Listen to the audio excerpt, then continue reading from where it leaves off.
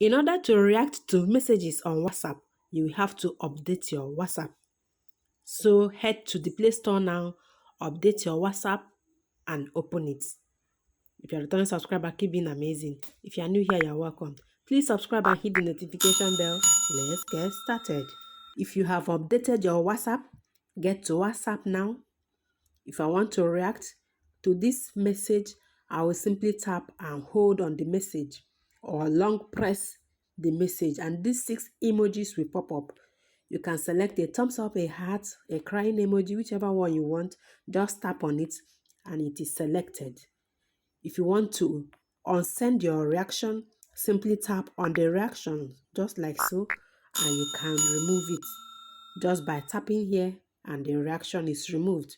This is how you can react to WhatsApp messages.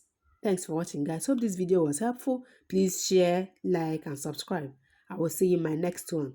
Cheers to your success. Keep being amazing. Bye-bye.